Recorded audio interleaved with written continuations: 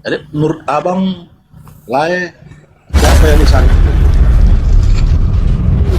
Sahabat-sahabat dimanapun berada, saya Zulkifli M. Abbas mengharapkan sahabat-sahabat semua untuk kemudian mensubscribe, like, dan juga men-share channel kita ini. Salam Tauhid, salam satu Tuhan. Dengan Nabi Isa alaihissalam. Tapi nggak diceritain bahwa beliau bernama ini, tidak.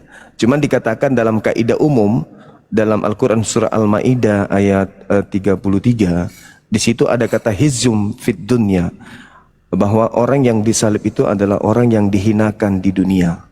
Di dunia aja dia sudah dihinakan. Itu yang ada di dalam Al-Quran terkait dengan secara umum salib atau orang yang dibunuh adalah orang yang membenci pencipta langit dan bumi dan memusuhi para nabi. Begitu bang. Berarti maksud Lai Juma, Yesus tidak disalib begitu. Kalau manusia suci, anak Maria yang lahir sebagai jalan kebenaran dan hidup untuk Bani Israel, itu nggak disalib bang. Yang disalib itu adalah orang yang dikutuk oleh Elohim berdasarkan dalil. Tapi di dalam kitab Al-Quran saya baca oknum yang disalib diserupakan. Iya betul. Orang oknum yang diserupakan itu siapa sih namanya? Biar tahu gitu kan. Ya itu dia, di Al-Quran tidak disebutkan namanya, cuma dikatakan dia serupa dengan Nabi Isa. Seakan-akan ingin menjadi hukuman bagi mereka yang ingkar kepada Nabi Isa, dengan keadaan di mana mereka membuat makar, memaksakan kemudian Nabi Isa itu harus mati. Dan Allah pencipta langit dan bumi dalam konsep Islam tidak mengizinkan hambanya yang suci ini dicelakai oleh orang-orang Yahudi pada masa itu. Maka Allah menggantikan Nabi Isa alaihissalam dengan mereka yang membuat makar serupa dengan Nabi Isa alaihissalam. Itu yang terjadi bang.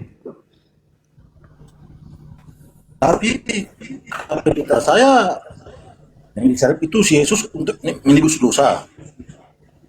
Kan begitu. Ya itu di konsep Kristen, saya hargai itu. Sayangnya tidak ditemukan dalam pola keagamaan Yesus, dalam hal ini ajaran Yahudi, nebus dosa menggunakan manusia. Itu nggak ada bang.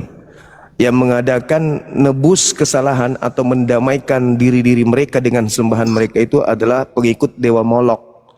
Karena Tuhan mereka, dewa mereka marah, apakah karena mereka mendeteksi kemarahan dewa mereka, Masya Allah, dengan lahirnya kemudian keadaan Bang Musafir, syukron Bang Subhanallah, Masya Allah, dengan lahirnya keadaan misalnya mereka gagal panen, atau misalnya mereka kemudian ada yang sakit, penyakit mewabah, ya, maka mereka mendamaikan kemarahan dewa mereka itu dengan mempersembahkan anak manusia.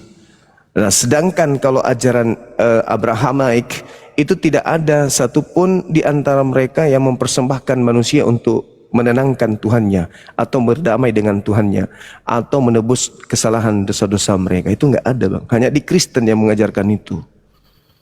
Oke bang, baik. Iya. Dari konsep Islam seperti itu, di konsep Kristen juga disalib.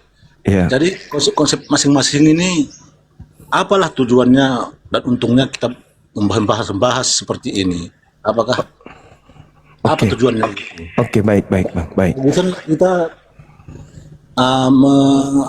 agama kita masing-masing supaya gimana bagusnya gitu. Baik, Bagus, Bang. supaya Baik. nggak ada keributan gitu. Oke baik. Jadi gini saudaraku, di Islam itu kan membahas tentang salib. Salib ini adalah hukuman bagi orang yang benci kepada Allah, benci kepada Rasul, benci kepada Nabi. Itu hukuman.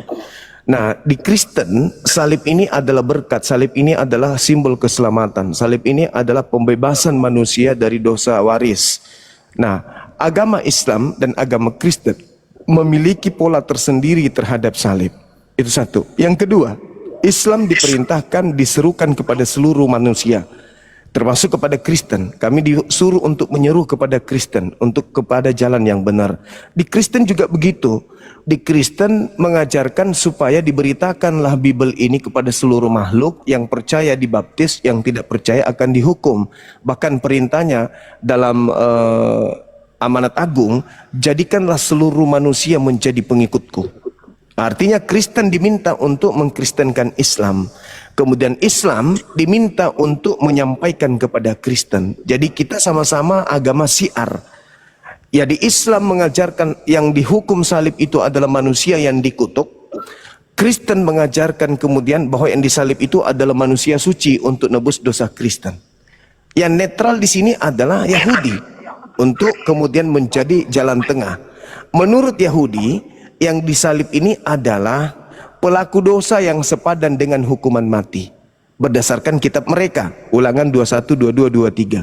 Berarti kalau berdasarkan Ulangan 21, 22, 23, maka Islam yang benar bahwa yang disalib ini adalah orang yang melakukan dosa. Yang disalib ini adalah orang yang melakukan kemaksiatan. Yang disalib ini adalah orang yang dikutuk oleh Elohim berdasarkan kitabnya orang Yahudi.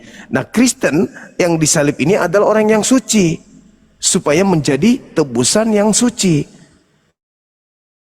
Nah, ini yang saya tidak dapat ilmunya di mana Kristen mendapatkan ilmu bahwasanya yang dipakai menebus dosa itu adalah manusia suci. Sedangkan di kitabnya Yahudi haram hukumnya membunuh manusia suci. Keluaran 23 nomor 7 nomor 8. Kalau Yesus orang suci tidak boleh dibunuh. Itu intinya. Yang dibunuh hanyalah yang dikutuk oleh Tuhan. Gitu Bang, silakan. Tetapi kan tidak ada seperti yang tadi, tidak ada paksaan untuk agama masing-masing. Jadi Iya. kalau di dalam Kristen, kalau nggak mau masuk Kristen ya nggak usah, kan nggak gitu. Betul. Di Islam juga begitu Bang. Di Muhammad juga bilang jika agamamu diolok-olok begini kan nanti orang membalas juga. Iya. Merasa hati kan begitu. Iya. Jadi ya diam aja lah kita. Kan percaya masing-masing. Nggak usah Justru berdebat begini ya Bangku. sama itu. Saya menghargai keinginan yang sangat-sangat baik dari abangku ini. Saya menghargai itu. Tapi kita tidak bisa membendung yang terjadi di lapangan abangku. Misionaris dari lorong ke lorong mencari upaya-upaya memurtadkan orang Islam. Itu tidak bisa kita pungkiri, tidak bisa kita bendung. Para orang-orang yang mengaku murtadin masih menggunakan simbol-simbol Islam. Mereka bertujuan untuk menjalankan amanat agung tadi. Bahkan kalau kita lihat nih, secara terstruktur Kristen membentuk sekolah-sekolah teologi-teologi. Di dalamnya ada mata kuliah yang namanya Islamologi. Islamologi diajarkan kepada para mahasiswanya yang diharapkan nanti setelah lulus mereka bisa memblokade pengetahuan Islam untuk jauh kepada Islamnya. Mereka dididik untuk menjadi seorang yang bisa mengajarkan Islam dari ranah kekelaman. Mereka diajarkan itu abangku. Sementara di Islam tidak ada sekolah yang didirikan di dalamnya ada materi kristologi. Itu nggak ada. Tidak ada itu Bang, mata kuliah kristologi di pesantren itu nggak ada. Tapi kalau di STT ada mata kuliah Islamologi. Apa tujuannya? Untuk mengajak orang Islam yang mereka sebut sebagai domba sesat untuk masuk ke gereja. Itu tidak bisa kita bendung. Maka kan ada buktinya Bang. ada STT Nias kemarin kan sempat dilaporkan, dikasuskan di polisi karena mereka mereka mengajarkan Islam tidak sesuai dengan ilmu Islam. Dibilangnya Allah itu adalah ular naga, itu adalah iblis tua. Diajarkan kayak begitu. Nah, itu yang kemudian menyebabkan kami hadir untuk memberikan edukasi bahwa saudara Kristen, Islam itu begini. Itu loh tujuannya abangku. Kalau di Islam la ikraha fiddin, tak ada paksaan untuk menjadikan orang masuk Islam karena Islam itu berat. Orang Islam aja yang ada di dalam belum tentu dia bisa menjalankan Islamnya. Apatah lagi saudara saya Kristen yang setiap harinya hanya bernyanyi, sudah dijamin keselamatan katanya, dia punya juru selamat katanya, yang mereka tidak ada runutan dalam agama untuk melakukan prosesi keagamaan secara rutinitas. Sedangkan di Islam 5 kali sehari. Itu baru yang wajib, belum sunnah-sunnahnya. Jadi bagaimana mungkin kita mau memaksakan orang di luar Islam, dalam hal ini Kristen yang nyaman dalam beragama, masuk ke dalam agama yang begitu penuh dengan aturan. Itu mustahil. Maka tujuan kami ini hanya untuk membendung gerakan-gerakan pemurtadan yang terjadi. Cuman itu saudara. Ya, makanya kita bahas salib ini gitu. Ya, silakan. kalau memang itu yang salah dalam menurut Bang Zuma, ya dilaporkan begitu. Terus kalau masalah-masalah lain-lain lagi, misalnya pengerusakan gereja lah, apalah coba salahnya di yang baru-baru. Nah, ini saya jawab Bang, pertanyaan yang sangat menarik. Di Islam itu dilarang keras merusak rumah ibadah. Jadi kalau misalnya ada rumah ibadah Kristen yang dirusak oleh orang Islam, ada dua hal. Yang pertama, oknum yang melakukan ini tidak mengkaji secara mendalam tentang amanat yang ada dalam Al-Quran.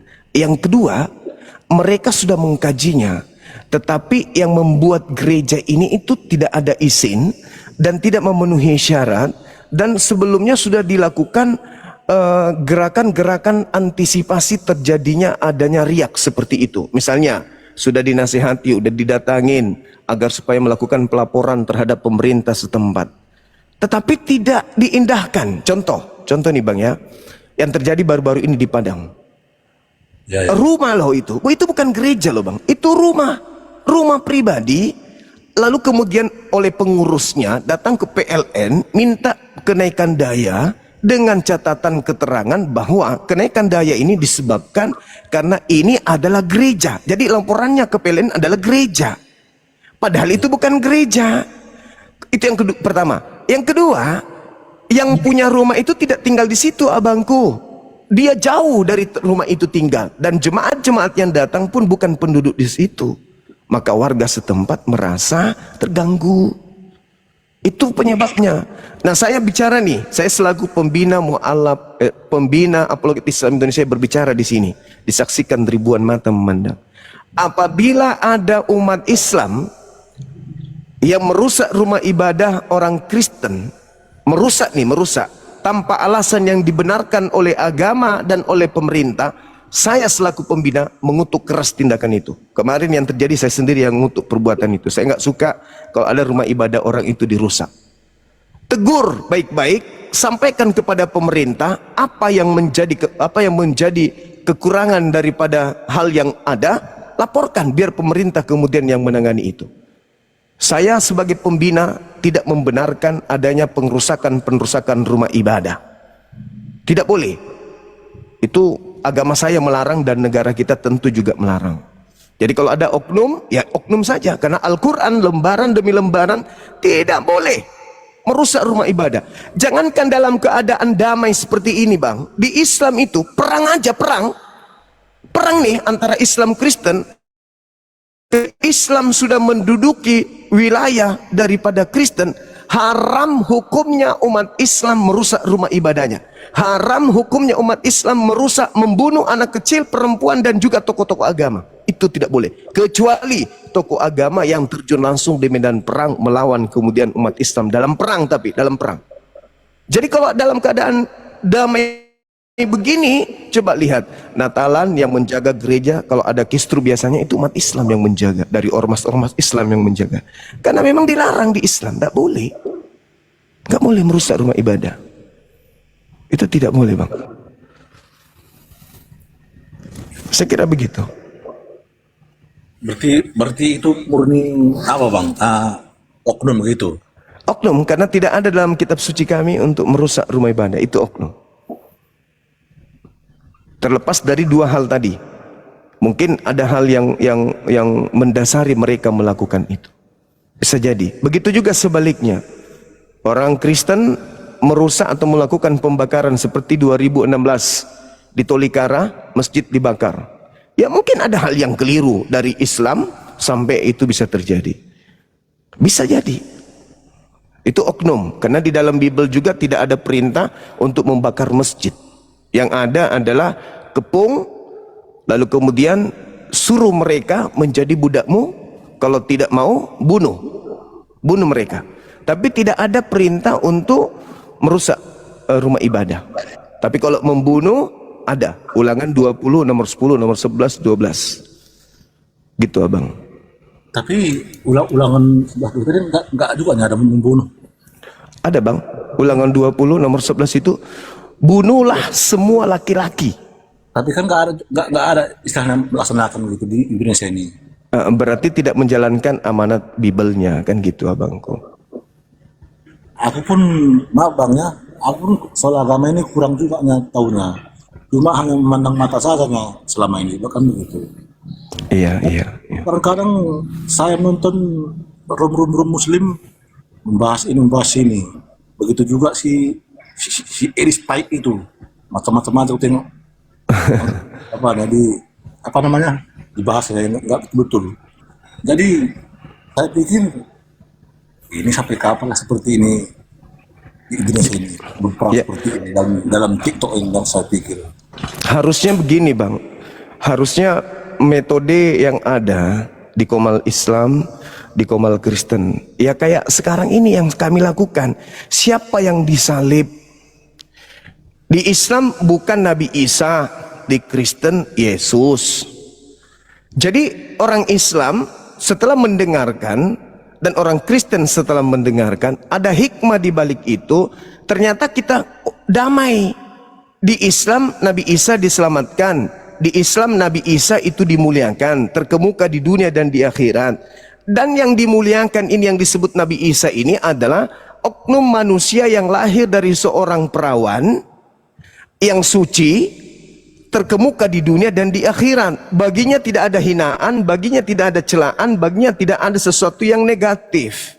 Artinya orang Kristen ketika menerima ini secara positif, yang lahir tanpa ayah adalah Yesus, yang lahir dalam keadaan suci adalah Yesus, yang lahir dari perawan suci adalah Yesus, yang mengajarkan Injil adalah Yesus, yang dimuliakan Elohim adalah Yesus, yang diberkati Elohim adalah Yesus, jalan keselamatan dan hidup adalah Yesus. Berarti yang dimuliakan oleh umat Islam yang bernama Isa Al-Masih itu terindikasi Yesus. Damai kan? Karena di Islam memuliakan oknum itu. Memuliakan, bahkan ketika disebut namanya kami sanjung beliau alaihissalam, Isa alaihissalam. Karena tidak mungkin di Bani Israel ada dua manusia yang lahir tanpa ayah. Pasti cuma satu. Tidak mungkin ada dua kemudian manusia yang lahir dari perawan di sana. Pasti cuma satu. Di Islam disebut Isa, di Kristen disebut Yesus, bagi Yahudi menyebutnya Yosua. Artinya ada satu manusia dengan tiga pola cerita yang berbeda. Di Islam manusia ini sangat dimuliakan. Tidak sempurna keislaman seseorang kalau dia tidak memuliakan Nabi Isa alaihissalam, sosok yang lahir tanpa ayah. Harusnya saudara Kristen bangga kepada umat Islam. Tapi kalau Yahudi bang, Yesus anak haram, Yesus anak zina, dia anak dari prajurit namanya Pantera, berzina dengan Maria. Maria ini pesina, dia dan anaknya akan direbus, ditinjak yang mendidih di neraka. Ibunya disebut pesina di dalam kitab Talmud. Umat Islam membantai itu semua. Harusnya saudara Kristen ini, ya umat Islam ternyata memuliakan kita. Sekalipun orang Kristen saudara saya tidak menganggap Nabi Isa itu adalah Yesus, tapi sejarah tidak bisa kita tutupin. Kristen mula-mula masuk ke Indonesia menerjemahkan kitab mereka dalam bahasa Melayu. Gereja-gereja mereka disebut gereja Isa Al-Masih. Tidak ada gereja Yesus Kristus, tapi gereja Isa Al-Masih. Bahkan sampai hari ini orang Kristen masih menggunakan istilah-istilah yang dibawa oleh Nabi Isa. Contoh, Rasul, Allah, Nabi, Alkitab. Itu istilah-istilah Nabi Isa tuh. Yang dituangkan di ruang lingkup pengajaran Islam Al-Quran, dan masih dipakai hari ini oleh saudaraku Kristen. Artinya yang harus dikedepankan di sini adalah kasih sayang, karena umat Islam ini mencintai sosok yang lahir tanpa ayah. Umat Islam ini menyanjung, memuliakan setinggi-tingginya. Jadi orang Kristen harus memandang secara positif. Jangan pandang kami sebagai musuh, karena kami memuliakan. Oke bang. Itu saudara. Bang Juma, Ya saya Iya bertanya Bang lagi. Denny. apa kabar? Baik. Isa dan Yesus apakah tokoh yang sama? Dan Yesus kayak yang dua oknum itu Allah Bapa. Allah Bapa ini sama nggak sama Allah SWT? Iya, jadi gini saudaraku. Yesus itu manusia pertama sebelum Kristen hadir. Manusia pertama sebelum Kristen hadir. Karena tidak mungkin Kristen mengaku kami lebih dulu daripada Yesus. Yesus dulu. Yesus bang, pada hari Sabat, di tempat kelahirannya, dia senantiasa masuk ke dalam mikdas, bait suci, untuk membacakan kitab Alkitab yang dibacakan oleh Yesus. Salah satu isi dari kitab yang dibacakan oleh Yesus itu adalah Yesaya 5, nomor 16. Di situ diterangkan bahwa pencipta langit dan bumi itu maha suci lagi maha tinggi. Dalam bahasa Arabnya, Subhanahu wa ta'ala. Kalau kita berbicara mengenai konsep Kristen, Yesus, bukan Kristen dulu, Yesus dulu. Tuhan yang dikatakan Bapa atau Elohim atau Hashem itu serupa dengan apa? Katanya tidak serupa dengan apapun. Laisa kamitslihi syai'. Berarti pencipta langit dan bumi yang maha suci lagi maha tinggi itu tidak serupa dengan makhluk. 2 Samuel 7:22. Dan kitab ini juga adalah kitabnya Yesus yang diajarkan Yesus kepada Bani Israel. Di mana itu tertulis? Di dalam Lukas 24 nomor 44. Yesus senantiasa menjadikan kitab yang saya sebutkan 2 Samuel 7:22 itu sebagai rujukan. Apa? Tuhan yang maha adil itu tidak sama seperti makhluk, tidak serupa dengan apapun. Berarti sama dengan Al-Quran. Langit dan bumi, laisa kamitslihi syai', tidak serupa dengan apapun. Tuhan maha suci. Di Islam Tuhan maha suci. Kemudian Yesus menerangkan Bapa yang adalah Tuhannya itu berada di langit. Al-Quran menarasikan pencipta langit dan bumi juga bertahta di arsy, di singgasana yang ada di langit. Berarti sama. Laisa kamitslihi syai'.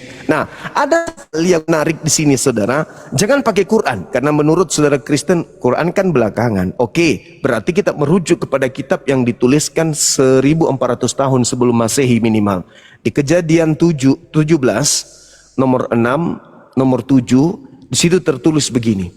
Wahai Abraham, aku akan menjadi Tuhanmu, Tuhan anak-anakmu, Tuhan keturunanmu secara turun-temurun, dan inilah perjanjian kekalku, bahwa aku akan menjadi Tuhanmu, Tuhan anakmu, Tuhan keturunanmu secara turun-temurun. Abraham memiliki anak yang bernama Yishmael. Aku akan menjadi Tuhannya Yishmael, Tuhannya anaknya Ismail, Tuhannya keturunannya Ismail secara turun-temurun. Baginda Rasulullah Muhammad SAW adalah keturunan dari anak kedua Nabi Yishmael yang bernama Khedar. Berarti perjanjian kekal Tuhannya Abraham, aku akan menjadi Tuhanmu, Tuhannya Nabi Muhammad, keturunanmu, dan secara turun-temurun dia akan mengajarkan itu kepada seluruh umat manusia.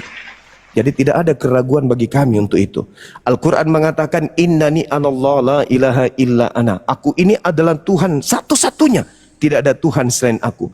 Akulah Tuhan nenek moyangmu Abraham, Ismail, Ishak, Yakub, Musa, Isa alaihi salam, dan seterusnya. Al-Quran surah Al-Baqarah ayat 130 dan seterusnya menerangkan itu.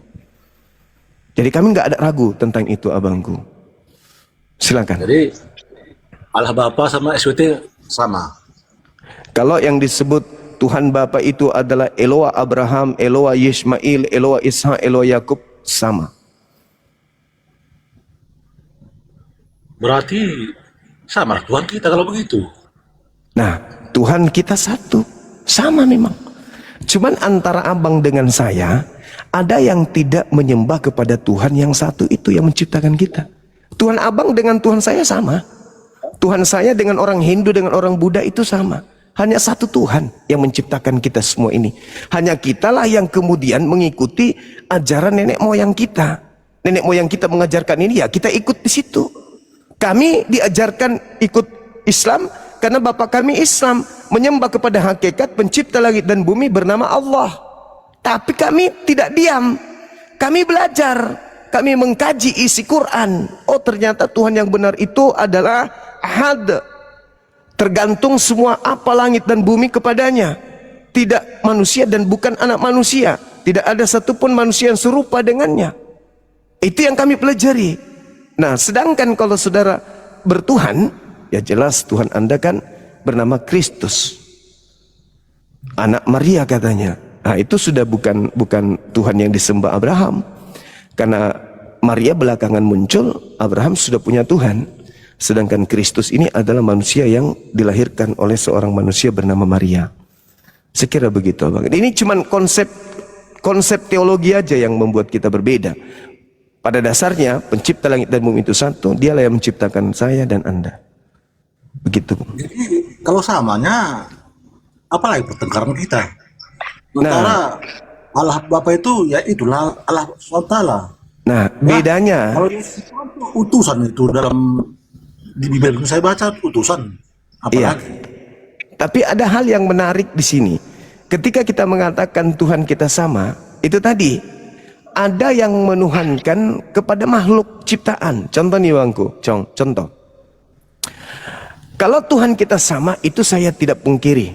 Tuhan kita memang sama, yaitu Dia, hakikat pencipta langit dan bumi.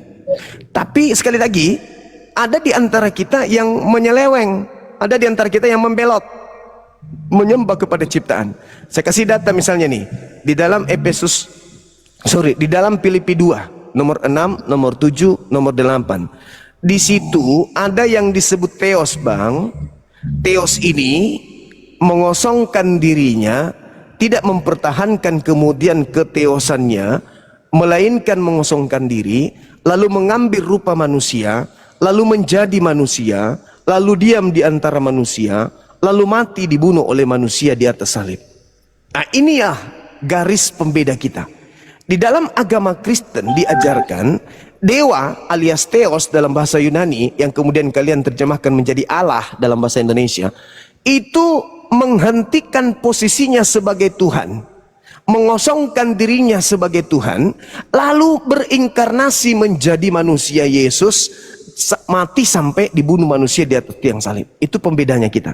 Dalam keadaan Kristen, orang diajarkan Tuhannya berteofani atau berinkarnasi menjadi bukan Tuhan, yaitu manusia, dan mati di atas salib.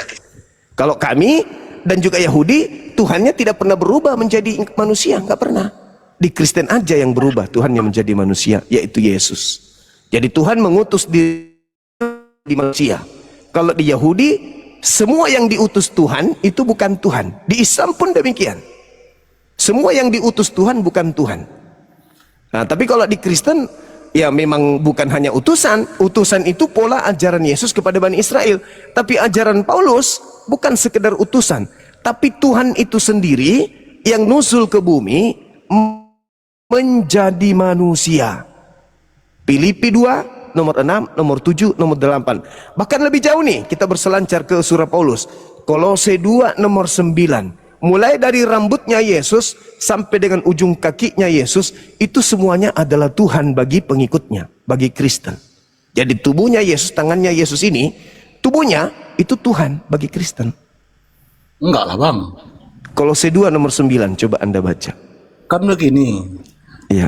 Allah Bapa dengan Allah SWT oknum yang sama, dan Yesus dicakar untuk utusan kan begitu. Ya. Di Islam Muhammad Utusan. juga. Ya. Nah, jadi kan sama-sama utusan ini. Iya. Terus kan dia yang Allah ciptakan untuk manusia untuk ke surga. Iya. Sama-sama. Jadi apalagi pembedanya? Ah, pembedanya muncul Paulus, Bang. Coba Anda baca Roma 14 nomor 9. Utusan Yesus tadi ini mati. Untuk itulah Yesus mati agar dia dibangkitkan oleh Tuhan untuk menjadi Tuhan bagi Kristen. Coba Anda baca itu. Ya, oke. Saya nggak mentuhankan Yesus. Berarti Anda tidak mengikuti ajaran Paulus berarti. itu utusan. Bagus. Nah, jadi utusan ini utusan. Ya, bagus, Utusan bagus. Muhammad utusan.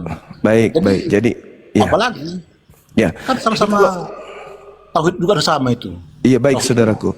Jadi kalau Yesus mengatakan dalam Yohanes 17 nomor 3, hidup kekal itu adalah mereka mengenal Engkau satu-satunya Tuhan dan mengenal Yesus Kristus yang Engkau utus. Anda sudah berada pada posisi yang benar saudaraku, Gutul, menjadikan Yesus itu sebagai utusan Tuhan.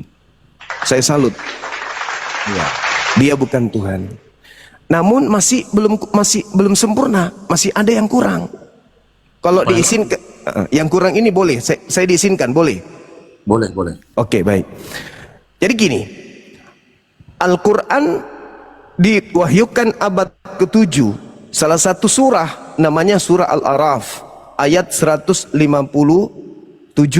atau 158. Di situ dikatakan, "Qul, katakanlah wahai Nabi Muhammad, inni ya ayuhan nas, wahai seluruh umat manusia, inni rasulullahi ilaikum jami'a." Wahai seluruh umat manusia keturunan Adam, sesungguhnya aku ini adalah utusan pencipta langit dan bumi untuk kalian semua. Yesus, Matius 15 nomor 24, aku diutus hanya kepada domba yang sesat dari umat Israel. Matius 10 nomor 5 nomor 6, Yesus berpesan kepada ke-12 muridnya agar jangan ke bangsa lain, melainkan pergilah kepada domba-dombaku yang sesat dari umat Israel. Tidak ada data seperti Nabi Muhammad yang terlontar dari lisan Yesus bahwa Yesus diutus untuk seluruh anak manusia. Hanya Nabi Muhammad. Nah, mengapa umat Islam itu beriman kepada Yesus, beriman kepada Nabi Isa? Karena Nabi Muhammad yang diutus untuk seluruh umat manusia ini yang mengajarkan, wahai umat manusia, percayalah bahwa Yesus itu adalah Rasul utusan Allah. Kami percaya. Tapi dia hanya untuk Bani Israel, bukan untuk kami. Nah, kekurangan saudara saya yang saya katakan kurang satu, Anda seakan-akan Bani Israel. Padahal Yesus hanya untuk Bani Israel, saudara bukan untuk Bani Israel. Jadi sejatinya yang Anda harus ikuti itu adalah Nabi Muhammad dan beriman kepada Yesus sebagai Rasul Tuhan untuk Bani Israel. Seperti kami. Nah, kalau Anda kemudian beriman Yesus itu adalah Rasul, betul, Rasul untuk Bani Israel, bukan untuk kita. Itu mulut Yesus sendiri yang mengatakan, Matius 15 nomor 24, Matius 10 nomor 4 nomor 5. Bahkan Tuhan sendiri berkata di dalam Ulangan 33 nomor 4, hukum-hukum yang datang kepada Musa hanya merupakan hak warisan milik kepunyaan Bani Yakub. Bahkan Tuhan sendiri yang mengatakan dalam Yeremia 31 nomor 31 sampai 33, aku akan memasukkan hukum Taurat ke dalam batin setiap Bani Israel dan Bani Yehuda. Bahkan Tuhan sendiri mengatakan dalam kitab Mazmur 147 nomor 19 nomor 20, hukum-hukumku yang datang kepada Musa, kepada Yakub, dan aturan-aturanku yang kuberikan kepada Israel tidak aku berikan kepada bangsa lain.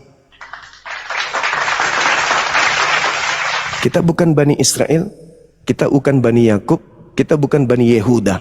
Tapi kita beriman nih, dulu ada Injil, dulu ada Torah, dulu ada Mazmur yang diwahyukan oleh pencipta kita kepada saudara kita Yahudi.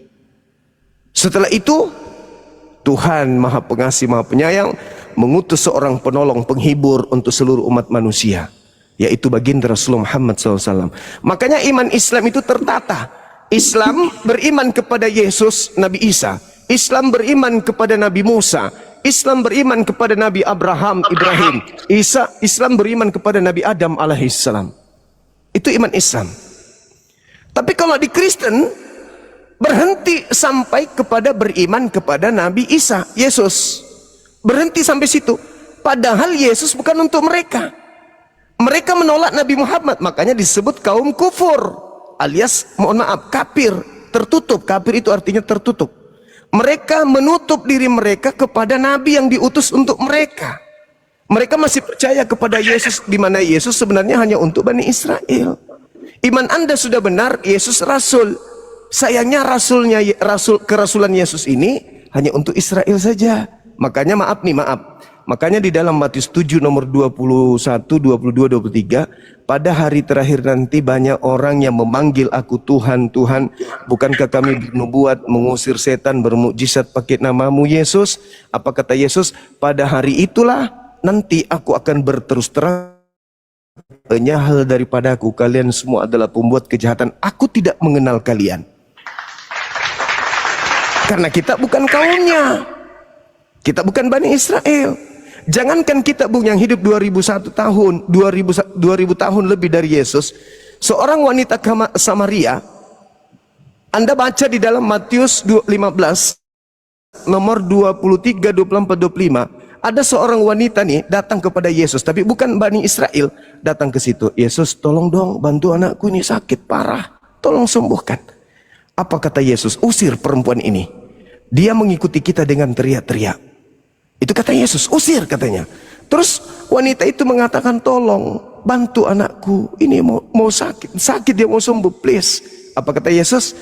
Aku diutus hanya kepada domba yang sesat dari umat Israel. Apa kata wanita itu? Ketika Yesus mengatakan, tidak patut roti yang disediakan untuk Israel diberikan kepada anjing. Apa kata wanita itu? Benar Tuhan Yesus.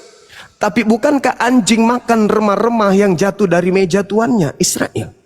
Apa kata Yesus? Besar imanmu ibu, jadilah seperti apa yang engkau inginkan. Sembuh anak itu. Kenapa sembuh? Karena Yesus jempol ibunya. Kenapa Yesus jempol ibunya? Karena ibu itu mengaku kalau dirinya itu cuma anjing. Begitu saudara. Ya, jadi ini. Ini akan berakhir 4 menit lagi. Kok bisa? Ada apa ini? Pasal, ada pasal itu disinkronkan Gerunda. Oh ya sudah. Ya silakan Bang, silakan. Mengimani Yesus sebagai utusan, berarti kalau tidak mengimani Nabi Muhammad, berarti sama saja itu enggak berarti Bang ya. Iya, karena gimana saudara?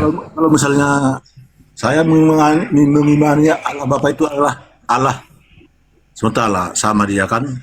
Iya. Terus Yesus utusan, dan saya juga mengimani Muhammad itu kan enggak apa-apa, itu tetap juga surga.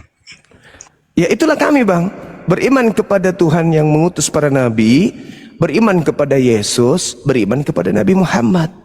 Ya, ketika sekiranya saya pun seperti itu, saya mengimani Yesus sebagai utusan, saya imani juga Muhammad itu adalah utusan.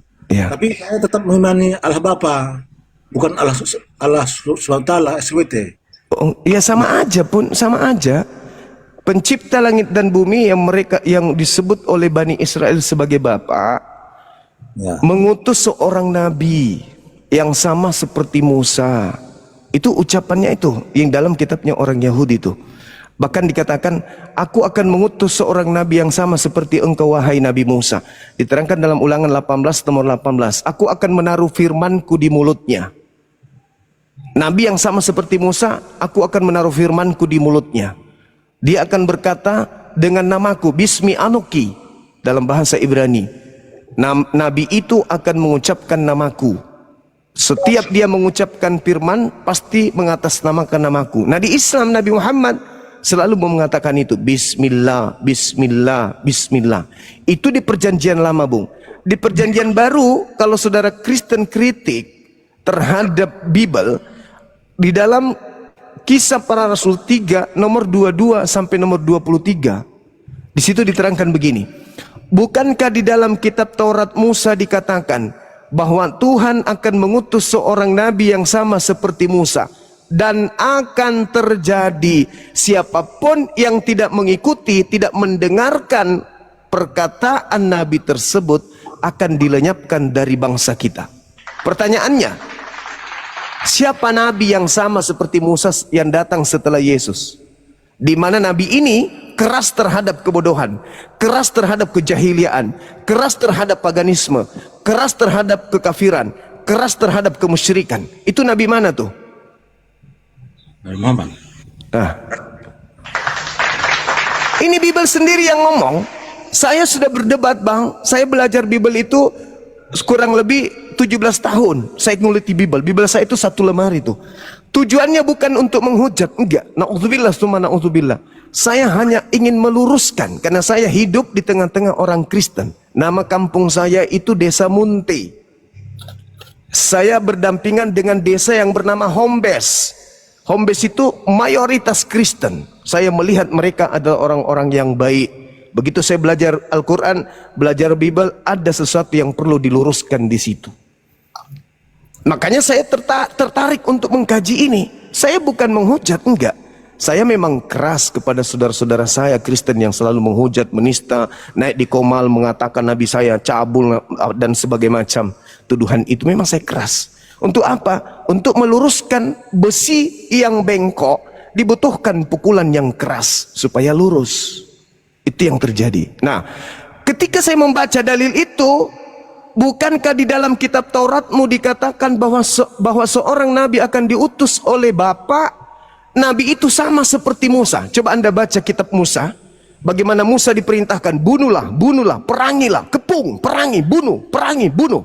Sama seperti Nabi Musa, keras terhadap kejahiliaan, keras terhadap pelaku dosa, keras terhadap kemunafikan, keras. Nabi Muhammad begitu tegas terhadap kemusyrikan. Itulah yang terjadi, dan itu yang dijadikan framing. Nabi Muhammad itu suka membunuh. Nabi Muhammad sama seperti Musa, bahkan diperintahkan jangan kau biarkan apapun yang bernapas di situ, hewan, tumbuhan, bunuh, basmi, kata Tuhan di dalam perintah kepada Musa. Nah, ini sama seperti Nabi Musa, wajib hukumnya sama seperti Musa. Supaya apa? Supaya hukum Tuhan itu bisa ditegakkan. Karena kalau tidak ditegakkan, orang-orang yang punya wewenang, orang-orang yang punya kemudian kedikdayaan mempengaruhi orang lain akan semakin kuat kemaksiatannya. Tapi kalau ada seorang nabi yang mampu menundukkan kemaksiatan itu, membumi hanguskan para pelaku maksiat, maka hukum Tuhan akan tegak di atas muka bumi. Inilah yang terjadi terhadap Quran 1400 tahun silam. Tidak ada hukum di depannya yang bisa berdiri tegak oleh karena Quran. Semuanya tunduk. Bahkan negara kita ini yang tadinya sebelum merdeka, Bung, sembahan-sembahan pribumi itu banyak sekali. Begitu Islam datang mengajarkan Islam, mayoritas negara berdasarkan kepada Qul huwallahu ahad, Shema Israel, Adonai Eloheinu, Adonai Ahad. Tuhan itu satu. Maka yang harus kita sembah adalah Tuhan negeri Indonesia. Itu saudara. Kalau saya mengimani Yesus utusan, Muhammad utusan, tapi saya tetap ke gereja, itu gimana?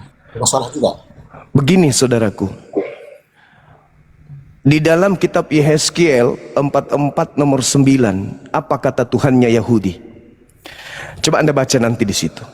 Simpulnya gini, wahai Israel, Israel, Israel, engkau telah melakukan banyak kesalahan, tetapi ada satu kesalahanmu yang tidak akan pernah bisa aku lupakan di antara seluruh dosa yang pernah engkau lakukan, yaitu engkau memasukkan orang-orang tame, orang-orang najis, orang-orang yang tidak bersunat nonotnya masuk ke rumah ibadahku. Jadi rumah ibadah, tempat orang yang tidak bersunat itu najis menurut firman Tuhan dalam Yehezkiel 44. Yesaya 50 juga begitu. Tidak boleh orang yang tidak bersunat masuk ke kota Yerusalem baru, nggak boleh. Makanya sunat itu, Bang, di dalam Kejadian 17:14 diperintahkan orang yang tidak bersunat, tidak potong kulup, bunuhlah dia, karena dia telah membatalkan perjanjian kekalku. Itu kata Tuhan. Jadi bagaimana mungkin kita mau ibadah, bagaimana mungkin bisa dikatakan tempat suci, bait El atau Baitullah, kalau di dalamnya ada orang-orang yang tidak bersuci. Sementara Yesus mengajarkan mentahirkan diri. Firman Tuhan mengajarkan mentahirkan diri. Apa itu mentahirkan diri? Mensucikan diri. Apa itu mensucikan diri? Menyunat kemaluan. Kemudian apa lagi? Mandi junub ketika kita sudah jima atau bersetubuh. Nah, masuk ke sana harus membasuh tangan, membasuh wajah, membasuh kaki. Kalau di Islam disebut wudhu. Itu perintah. Yesus melakukan hal yang sama. Jadi kalau Anda ke gereja, Di situ ada penyembahan kepada Kristus. Sementara pencipta langit dan bumi tidak bergelar Kristus. Yang bergelar Kristus itu adalah satu. Ada dua yang bergelar Kristus. Yang pertama Yesus anak Maria, seorang nabi. Yang kedua adalah iblis, penyesat. Di mana kemudian Yesus dikatakan bahwa Kristus itu adalah iblis? Ajaran Yesus. Di mana Yesus mengatakan bahwa iblis bergelar Kristus? Di dalam Matius 24 nomor 4 nomor 5. Waspadalah kepada Planos. Planos itu bahasa Yunani, artinya penyesat, pembohong, penipu alias iblis yang datang kepadamu dengan memakai namaku dan berkata, akulah Kristus. Berarti iblisnya mengaku Kristus. Di gereja ada penyembahan terhadap Kristus. Anda ingin menyembah kepada Elohim, harus datang ke rumah sucinya orang Yahudi. Namanya sinagoge atau mikdas, tempat suci, atau ke masjid, tempat sujud kepada pencipta langit dan bumi. Makanya orang Yahudi, Bung, ada sahabat saya namanya Morebili. Beliau pernah menyampaikan kepada saya bahwa saya kalau ibadah tidak menemukan sinagoge, saya ke masjid. Alhamdulillah, saya ke Jakarta, saya tinggal di apartemen Casa Grande, di bawahnya itu ada masjid di basement. Saya masuk sholat, wallahi ini demi Tuhan, saya masuk sholat, begitu saya sudah sholat Jumat, ada orang yang berdiri sholat di samping saya dengan metode yang lain. Cuman takbir, sudah gitu langsung sujud. Takbir, sudah gitu langsung sujud. Saya tunggui, saya penasaran. Setelah dia sholat, tapi memang aku bilang kalau dia bukan orang Arab, orang Pakistan, kalau dia bukan orang Pakistan, dia orang Yaman, minimal dia orang Timur Tengah. Saya datangi. Bos, dari mana singkatnya? Oh, saya Muslim. Ya, saya bukan Muslim, saya Yudaism, kata dia. Berarti orang Yahudi ibadah di tempat ibadahnya umat Islam. Karena saya tanya, ada apa Anda ibadah di sini? Di sini bukan tempat penyembahan berhala. Ini adalah tempat penyembahan hakikat pencipta langit dan bumi. Itu, Bang. Saya tidak bertanya waktu itu kenapa tidak ke gereja. Saya tidak tanya karena saya sudah pasti tahu jawabannya. Karena orang Yahudi itu disebut sebagai Abu Dasarah, bidat kata mereka. Mereka itu penyembah berhala. Itu saudaraku. Jadi kalau misalnya Anda masuk Islam, percaya Yesus Rasul, percaya kemudian Tuhan yang mengutus Yesus adalah Tuhan yang benar, Anda masuk ke gereja, berarti itu masih salah. Itu masih keliru, belum satu paket. Karena tadi Yehezkiel 44 nomor 9, Tuhan marah kepada Yahudi, tapi satu kesalahan yang paling dibenci, yaitu mereka memasukkan orang-orang Yunani yang tidak bersunat ke rumah ibadahnya orang Yahudi. Itu, Bang. Saudara Gutul, terima kasih sudah bergabung dan bertanya. Kalau masih ada pertanyaan, waktu dan tempat disilakan. Masih nerima telepon kayaknya. Oh, siap.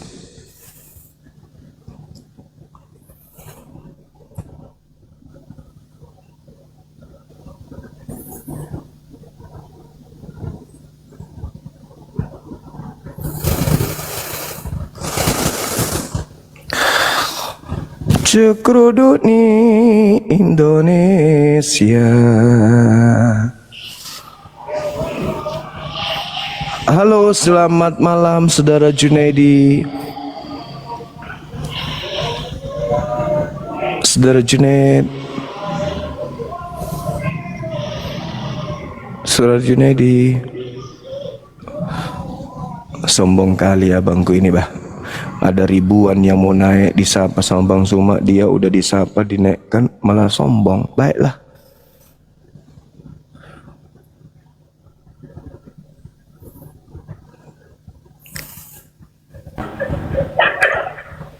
Assalamualaikum.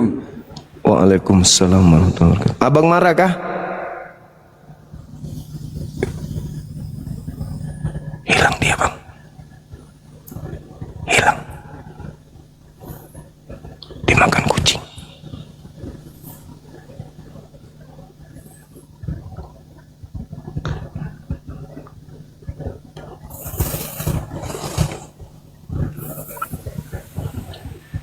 Assalamualaikum. Waalaikumsalam warahmatullahi wabarakatuh. Oh, terima kasih. Oh, sudah naikkan. Saya mau nanya nih. Oh,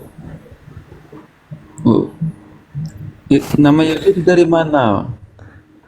Ini orang mana ini? Orang Bima kah? Saya orang Dombojo? Sumatera. Oh, Sumatera. Di Sumatera mana, Abang? Saya Palembang. Oh, Palembang. Dari agama mana Abang ini? Saya Islam. Oh, Islam. Mau bertanya kepada siapa, Abang?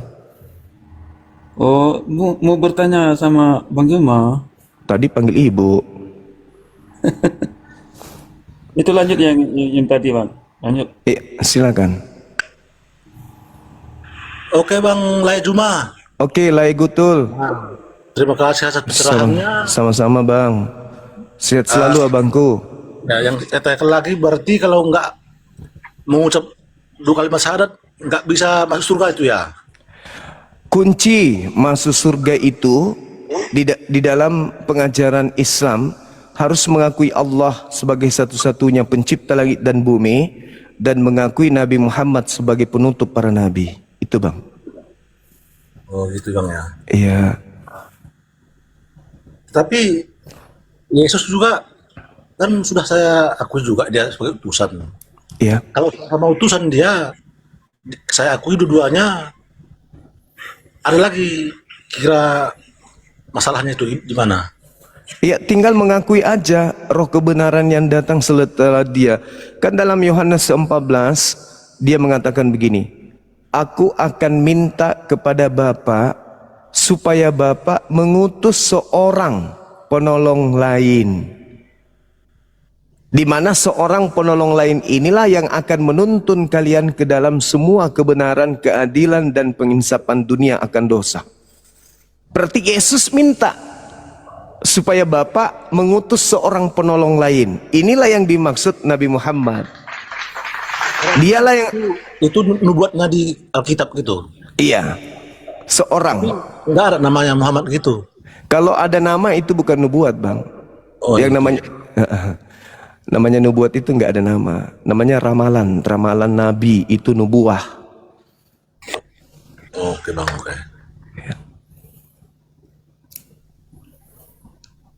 Abang masih rajin ke gereja, abangku ini? Sekali setahun.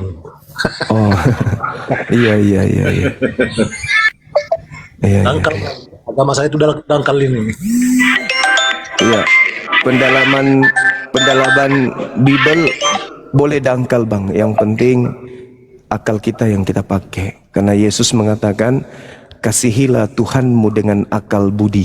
Nah, gitu.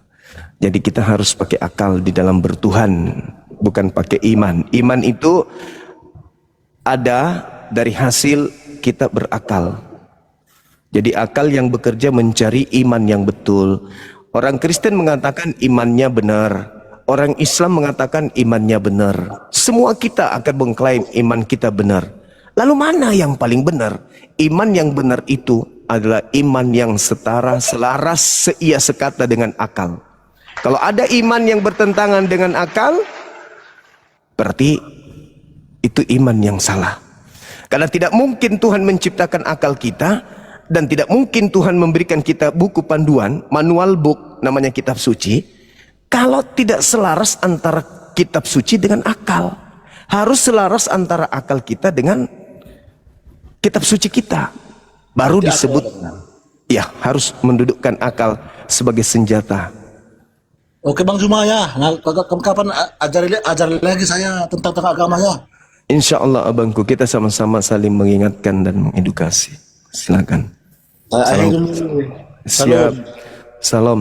Saya hargai abang seorang Kristen yang baik. Thank you abang. Ini saudara-saudara Kristen, tolong dicontoh ya saudara kita Gutul ini. Dia boleh berdialog, dia boleh masuk di komal-komal Islam, bertanya tentang Islam sepuasnya tanpa melontarkan kalimat-kalimat yang sifatnya menghujat. Silakan Anda masuk, Edis silakan Anda naik. Siapa lagi RK silakan ke sini, belajar tentang Islam. Duduk tenang, bertanya, mendengarkan. Kalau Anda merasa lebih tahu daripada kami, Anda yang menjelaskan, kami yang bertanya. Kan gitu. Sama seperti Bible. Saya menjelaskan karena saya merasa lebih paham. Kenapa lebih paham? Kenapa lebih paham? Kenapa lebih paham? Kenapa? Ini pulpen. Nih, bedanya antara iman dan pulpen dan percaya. Ini pulpen saya sembunyikan di belakang. Apakah Anda percaya bahwa di belakang saya ini pulpen? Percaya. Anda yakin? Yakin. Oke. Yang kedua, ini pulpen saya taruh di belakang. Apakah Anda beriman kepada pulpen yang ada di belakang saya? Sama enggak? Sama enggak tadi percaya, yakin dengan beriman? Sama enggak? Saya ulang. Ini pulpen, nyata nih, nyata Anda lihat. Saya taruh di belakang, lalu saya bertanya, apakah Anda percaya di belakang saya ini yang saya pegang ini pulpen? Percaya? Anda yakin? Yakin. Oke. Bedanya dengan iman. Ini pulpen. Saya simpan di belakang. Apakah Anda beriman bahwa yang di tangan saya ini ada pulpen? Sama enggak? Enggak sama. Kok bisa beda? Yes. Iman itu, saudara, mulut, akal, hati, dan tindakan harus seia sekata. Jadi ini yang kita pakai. Dalil, akal, logika. Itu iman yang betul. Jadi kalau ada istilah mengatakan iman tanpa perbuatan adalah buta, itu belum seberapa. Itu belum apa-apa itu. Itu level terendah. Iman tanpa perbuatan itu level terendah. Yang paling tertinggi apa? Iman tanpa akal. Itu bukan lagi namanya buta, tapi gila. Jadi Islam, di mana Islam? Di Islam itu adalah iman, akal, dan perbuatan. Itu Islam. Jadi bukan Islam itu iman, perbuatan. Iman, perbuatan. Enggak. Iman, akal, perbuatan. Perbuatan, iman, akal. Akal, perbuatan, iman. Dan perbuatan, akal. Akal, perbuatan, iman. Mau dibolak-balik tiga hal ini, tetap kembali kepada dinul Islam. Akal duluan, muncul perbuatan, melahirkan iman. Iman duluan, imannya diperhatikan, lalu kemudian apa yang ketiga? Iman, akal, perbuatan. Ini tiga hal yang menjadikan manusia itu menjadi insan kamil. Saya beriman dulu, baru berakal. Di Islam boleh. Saya berakal dulu, baru beriman. Di Islam boleh. Boleh. Akal dulu baru iman, di Islam boleh. Iman dulu baru berakal, boleh. Kenapa? Kalau kemudian saya beriman dulu, baru berakal, di Islam, iman saya percaya kepada hakikat pencipta langit dan bumi yang maha kuat, laisa kamitslihi syai', yang tidak serupa dengan apapun. Percaya nih, iman. Lalu iman saya aplikasikan dalam bentuk tindakan. Bertentangan enggak iman saya dengan perbuatan saya? Beribadah, iman saya mengatakan Tuhan itu satu, saya ibadah. Allahu Akbar. Alhamdulillahi Rabbil Alamin. Ar-Rahmanir Rahim. Ini tindakan iman. Diaplikasikan dengan perbuatan. Perbuatan saya yang menjadikan saya melakukan prosesi ibadah salat, apakah bertentangan dengan iman saya tadi? Menyembah kepada hakikat yang satu? Tidak. Bagaimana kalau saya balik? Saya salat dulu. Allahu Akbar, dihai Engkau yang maha besar. Alhamdulillahi Rabbil Alamin. Ar-Rahmanir Rahim. Maliki yaumiddin. Iyyaka na'budu wa iyyaka nasta'in. Ini perbuatan. Perbuatan saya menggambarkan Tuhan itu maha besar, pencipta alam semesta yang maha suci, hakikat yang maha kasih, maha sayang, tempat segala-galanya. Kemudian memohon, berdoa, meminta. Itu perbuatan saya. Perbuatan saya ini bertentangan enggak dengan iman? Enggak. Perbuatan dan iman saya ini bertentangan enggak dengan akal? Enggak. 3 komponen dalam satu keadaan. Jadi tidak ada di Islam itu mau beriman dulu baru beramal, boleh. Mau beramal dulu baru beriman, boleh. Kenapa? Karena tidak bisa keluar jalur kemanusiaan. Konsepsi iman dengan kemanusiaan dalam Islam itu tidak bisa bertentangan. Tuhan menciptakan 2 komponen di alam semesta. Yang pertama akal, yang kedua buku. Ini kitab suci. Ini akal. Tuhan ciptakan akal di batok kepala. Untuk mengarahkan kemudian akal ini, diberikanlah kemudian manual book kitab. Sorry, ini kitab Mazmur, ini Quran.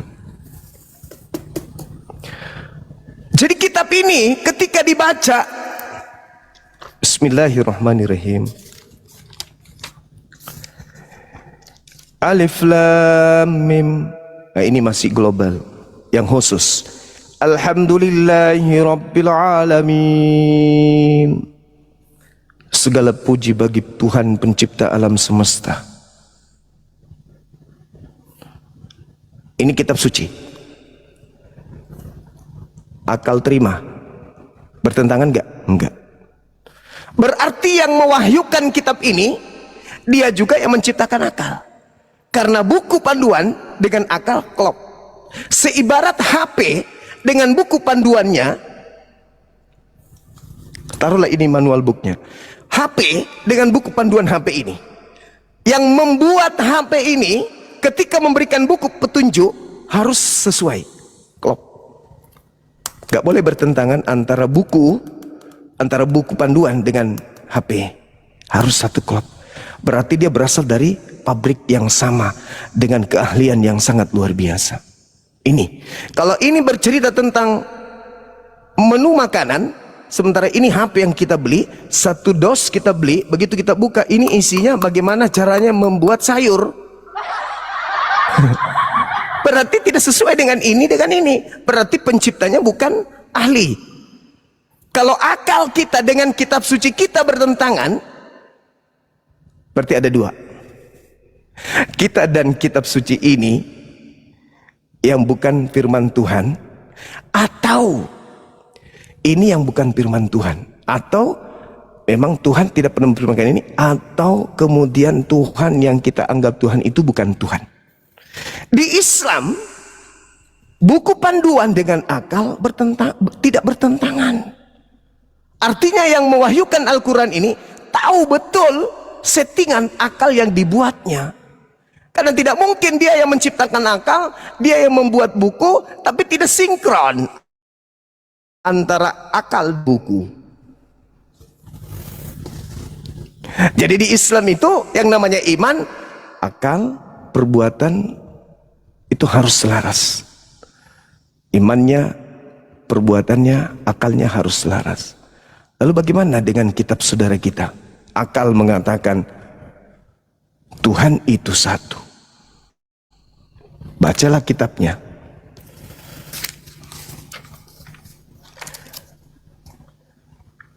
Satu Yohanes 5 nomor 7. Ada 3 yang bersaksi di surga. Akal pensiun tidak bisa dipakai. Ada 3 yang bersaksi. 3-3-nya Tuhan. Oh, tidak bisa masuk di sini. Nah, itulah yang terjadi, saudara-saudara. Jadi iman, kemudian akal dan perbuatan. Jadi kalau di Islam mengatakan ada yang iman dulu baru perbuatan. Ada.